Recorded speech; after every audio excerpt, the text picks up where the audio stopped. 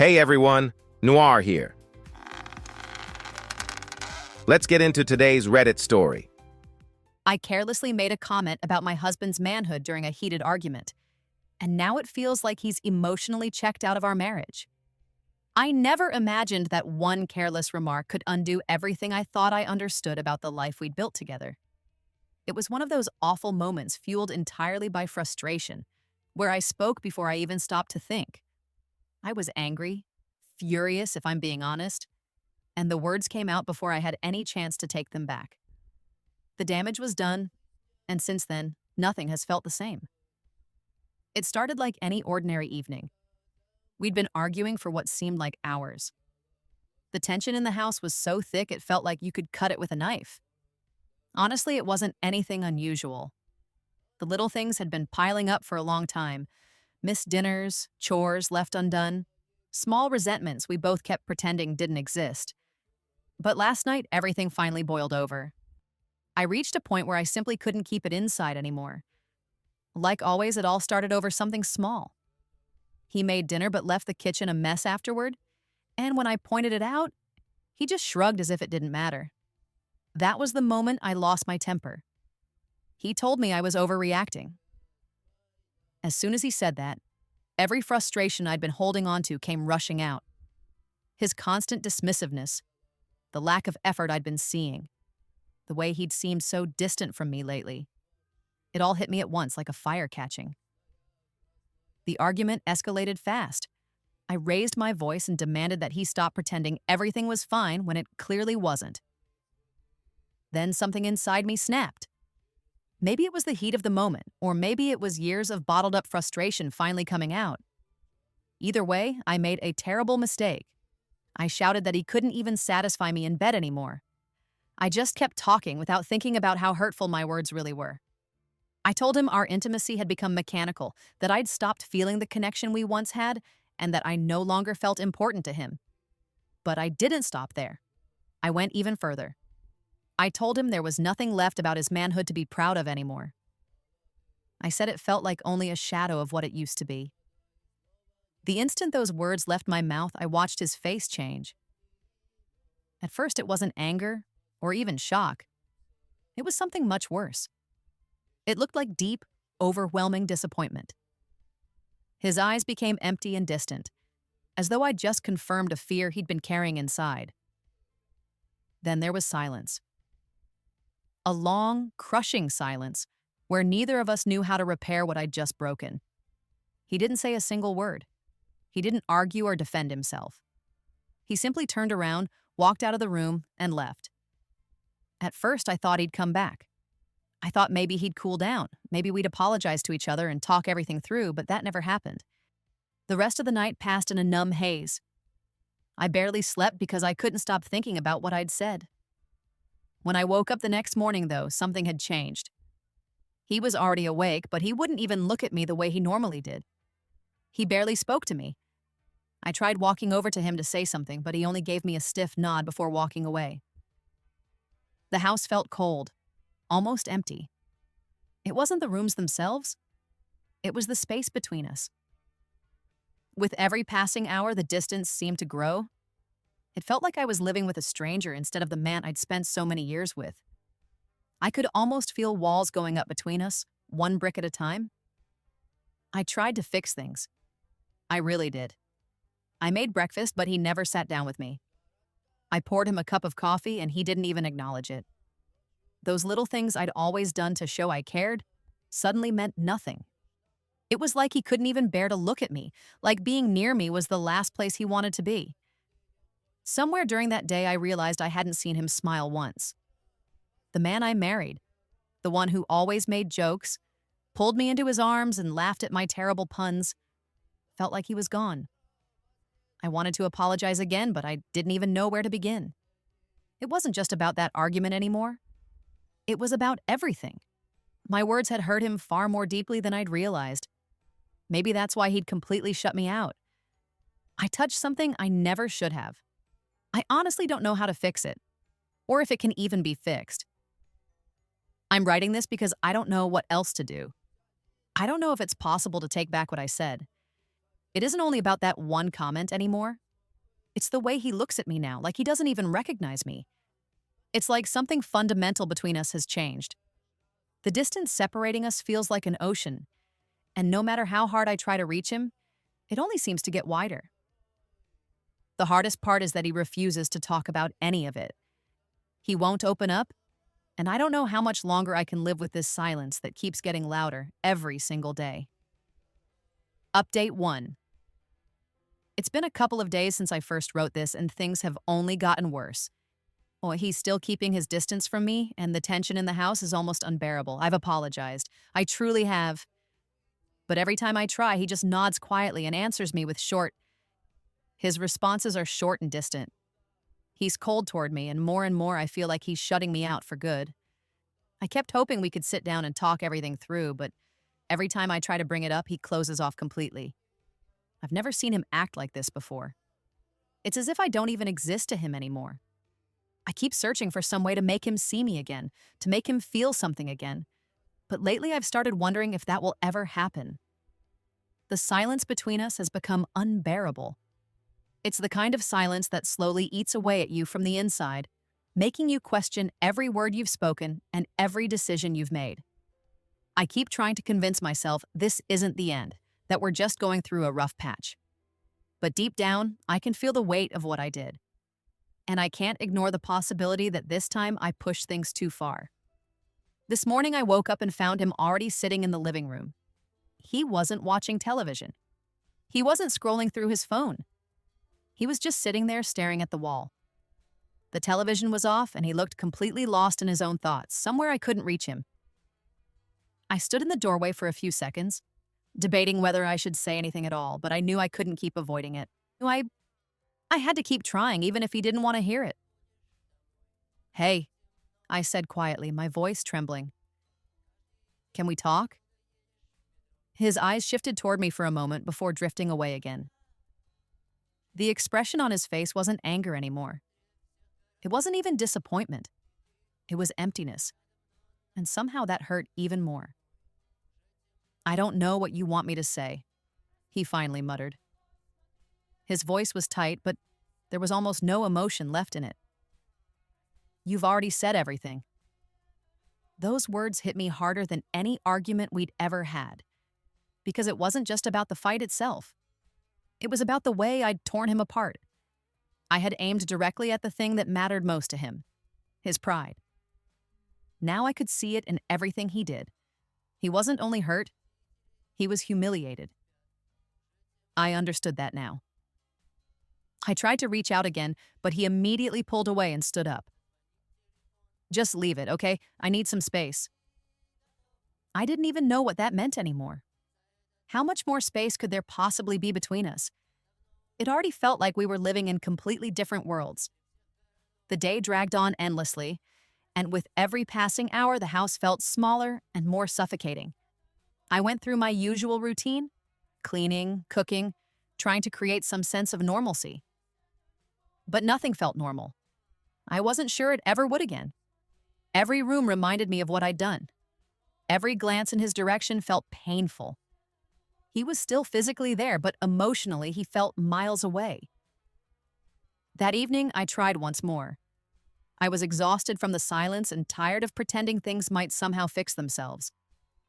So I sat beside him on the couch, close enough to talk but careful not to push too far. My heart was pounding so hard I could feel it in my chest. "I'm sorry," I said quietly. "I never should have said those things.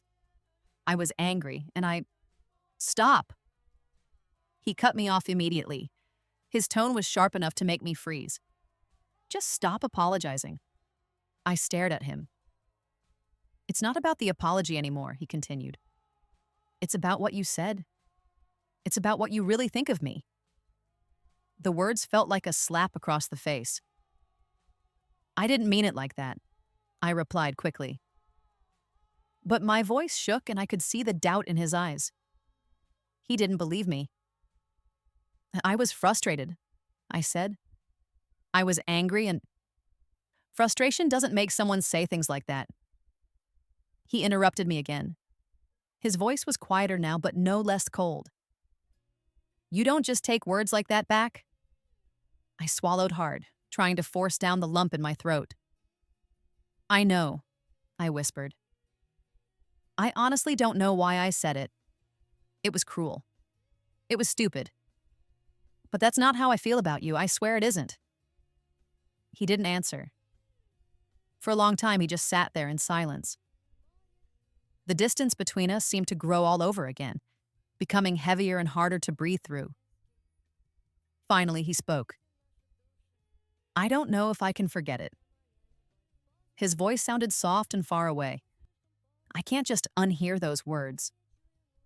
The pain behind that sentence cut straight through me. In that moment, the full reality of what I'd done settled on my shoulders. I hadn't simply hurt his feelings. I hadn't just made him angry. I damaged something much deeper, something fragile, something that might never fully heal. I'm sorry, I whispered again, barely loud enough to hear myself. The words felt useless the moment they left my mouth. I never wanted to hurt you. He let out a long sigh and slowly shook his head, as if carrying a burden that had become too heavy.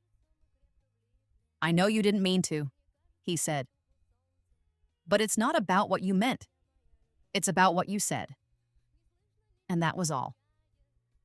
He stood up, left the room, and disappeared down the hallway. I remained on the couch staring into empty space, hoping that somehow things would change. Hoping that maybe we'd find our way back to what we had before. But deep down, I already knew that wasn't realistic. I spent the rest of the night sitting alone in the kitchen, replaying everything over and over again. The argument, the comment, the look on his face afterward, the way he stared at me like I was someone he didn't recognize anymore. Part of me wanted to scream. Part of me wanted to shake him and force him to understand how sorry I was. But I couldn't. And somewhere inside, I knew the truth. I might not be able to fix this. At least not completely. Update 2. The last few days have felt like living in limbo. He's still here. Physically, he's still here, but emotionally, I have no idea where he is anymore. We barely speak now, and whenever we do, his answers are cold and distant. I've tried everything I can think of to make things right. I've cooked his favorite meals, left little apology notes where I knew he'd find them, and even taken care of extra things around the house just to show him I still care. None of it has made any difference. I can't stop thinking about what he told me, that he can't simply unhear what I said. Those words keep playing over and over in my head. I keep wondering if there's any way he'll ever look at me the way he used to. I've apologized more times than I can count, but I never get the response I keep hoping for. More and more, it feels like he's already made up his mind about me. Like this is just who we are now. Maybe that one moment really did destroy everything. I just don't know how to move forward if he never looks at me the same way again. It's been almost a week since I last wrote. The days have all blended together into one long stretch of painful silence. Every day that passes, I lose a little more hope that things will ever go back to the way they were. Whenever I try to talk to him, all I get are short, clipped responses. It's like trying to have a conversation with a wall.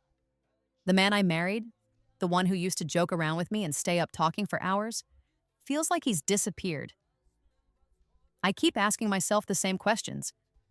What did I honestly expect? Did I really believe one apology would fix everything? Did I think a few words could erase the damage I'd caused? I didn't realize until now how much he'd been carrying on his shoulders, or how much of himself he'd been investing in our marriage. I convinced myself our problems were just small bumps in the road, the kind of things that every couple eventually gets through. Maybe I was wrong. Maybe I've been wrong for a long time. Yesterday, I reached a breaking point. I couldn't keep living with the silence anymore. I knew that if I didn't say something, if I didn't make one more attempt, I might lose him completely. So I went to his office. He was sitting at his desk, staring at his computer screen. I stood quietly in the doorway for several moments, trying to work up the courage to speak. "Can we talk?" I finally asked, my voice trembling. He didn't even look up. He didn't acknowledge that I was standing there. His eyes stayed fixed on the screen while his fingers continued moving across the keyboard. It was like I wasn't even in the room. At that moment, the full weight of what I'd done really hit me. I stood there frozen, not knowing what else to do. Finally, I tried again, this time even more quietly. Please. That made him stop. For the first time in days, he looked up at me. His eyes looked exhausted, so unbelievably tired. There was something in them that completely broke my heart. It wasn't anger. It wasn't hatred. It was something else. Maybe resignation. It looked like someone who had already checked out emotionally and was simply waiting for whatever happened next. He let out a long sigh, leaned back in his chair, and folded his arms. I don't know what you want me to say anymore. I just need you to listen, I pleaded as I stepped into the room, barely able to get the words out. I know I messed up. I don't know how to fix it, but I'm trying. I really am. He stayed silent for what felt like forever. For a moment, I wondered if he was even going to answer me. Finally, he took a deep breath and slowly shook his head. I'm not angry anymore, he said quietly, his voice calm and steady. I was angry for a long time, but I'm not anymore. He paused. I'm just disappointed. Those words hurt more than any shouting match ever could. Disappointed. It wasn't about that one comment anymore.